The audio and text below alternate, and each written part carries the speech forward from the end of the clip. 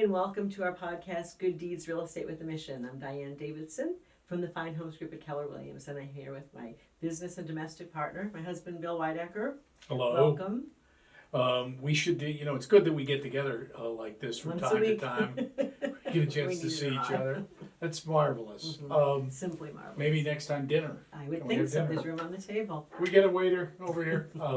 So I want to bring something up that's been a point of discussion in the last week, and that is the term comps. We're so used to in our industry this idea that there's acronyms and abbreviations, and oftentimes the rank and file member of the public has no idea what we're talking about.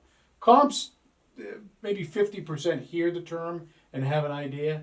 Here's my question. Is it even a relevant point of discussion these days? Okay. What does it mean, and does it matter?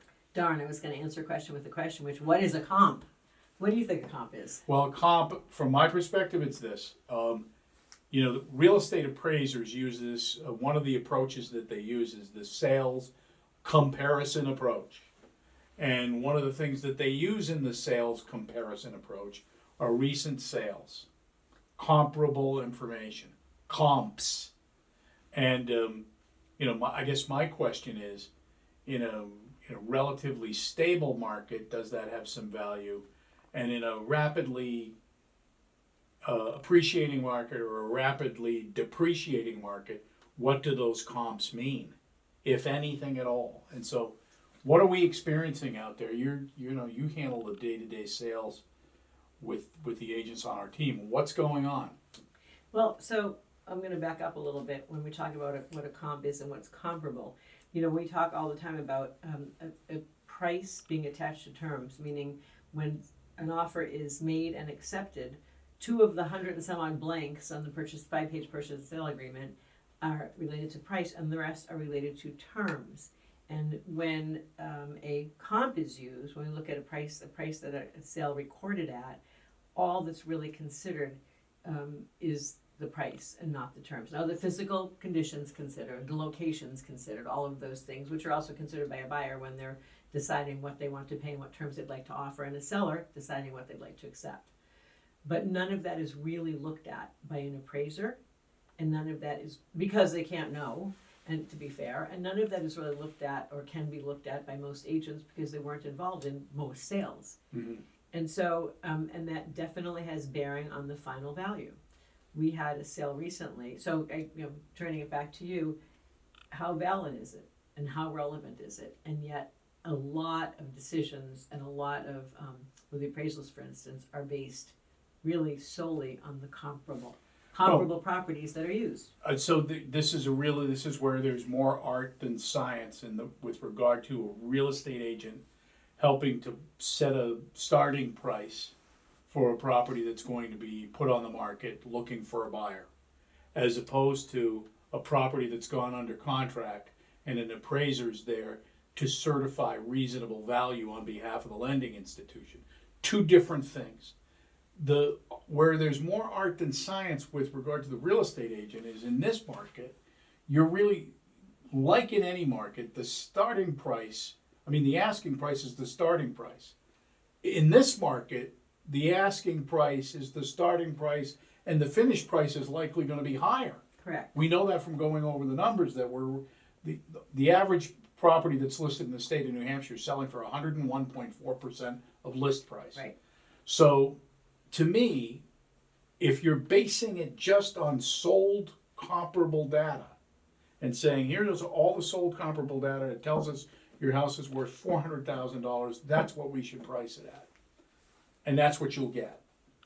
Well, you might be selling your home for too little. Much like if the market's depreciating and you use the sold comparable data and you say your home's coming on the market for $400,000 based on all the solds, and that's what it'll sell for. Au contraire, properties are depreciating in value every month. So it's not to say that sales comparison information isn't have some value. It's just not something you can say this is going to be the final resting price of your home. Right, or for a buyer. Before a buyer makes an offer, they want some sense that they're not necessarily overpaying.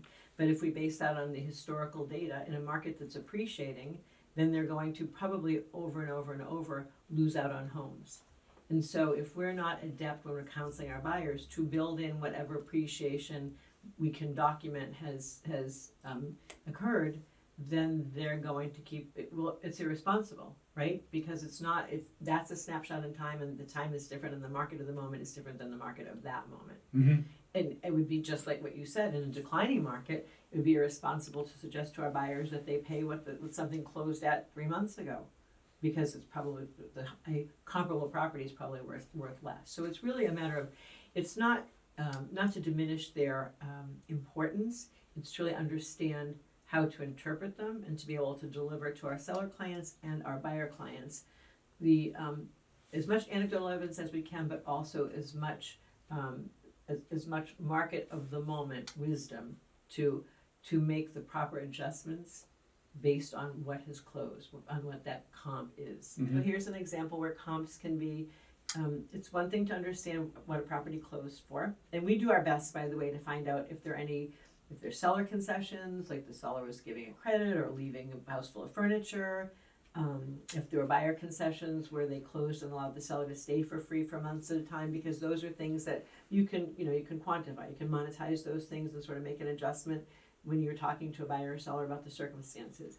But when it comes to pricing a property for sellers, we look at what properties close for, but we also look at the pricing strategy. If something closed for $475, but it was asking $400, then we don't usually recommend going on the market at $475, because that $475 was a reaction to an offering of $400.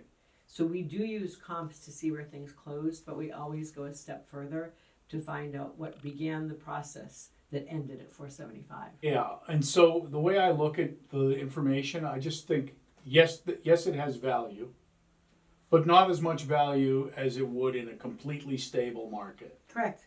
Which is never. Well, or which is rarely. Which is much rarer than people would think. And so you certainly not where you have less than 1,000 homes on the market in the entire state. That's not a stable market. When you pull any given town and you say there's 3 properties on the market in Goffstown, that's comp data doesn't really help you much. It might give you some instruction on what others have paid, but what others have paid last month isn't what they might pay this month. For instance, if we just take the median sales price, last year we know it was $350 in January. This year it's $400. Now, if somebody in February of last year paid $360, they would have potentially overpaid from the median of January. And yet they'd be $40,000 to the good for getting the house. So did Correct. They really overpay? There's no such thing if you're in the market for the long haul. Right. And you're absolutely right. And the market is very rarely flat for very long, right? I mean, I can think of times when there were over 100 properties in the market in Bedford. So we would be irresponsible in that situation to suggest that our buyers necessarily pay. It's usually a buyer's market or a seller's market, or at least based on supply, and we have to interpret that. When we've been counseling buyers recently, it's usually suggested by someone that we look at the comps, and what we explain to the buyers is that in this market, they can either be the comp by prevailing and having their offer accepted, or we'll get to see what that property came when it becomes a comp and closes when someone else buys it. And that's not to be flippant, but it's just, that's where, if we're looking to exactly substantiate what somebody wants to pay, it's unlikely that we can do that. I still hear the words of my father, who said to me, something's only worth what somebody is willing to Correct. pay for. Correct. And if the market dictates that the sold data says it's worth $400, and you have a buyer that wants to pay $425 in the simplest of senses, the property is worth $425 because they want to buy it at that price. Something is only worth what somebody will pay. And if I say, oh, I can't do that, the comps only tell me $400, that is not the natural ebb and flow of markets. And in a market like this, it's a lot to comprehend, whether you're a buyer or a seller. And my suggestion would be, look, let us guide you through some of that. Let's pull the information, yes. Let's look at it, but let's not rely solely on that one data point for your strategy. because you're either gonna come up short if you're a buyer, or you're gonna come up short if you're a seller. Neither one is good.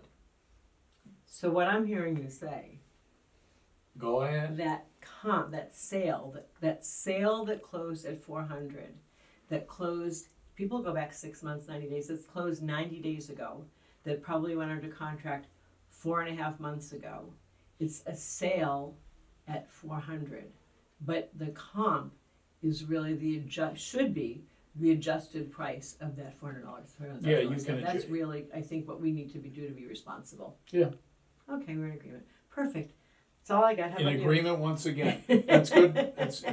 It's unanimous in the Whitaker-Davidson household, Why do you go first? because that's the way it goes. Okie doke. I'm the one that brought it up. All right. So that's it for today. Thank you. Please subscribe to us on YouTube or follow us on your favorite podcast platform.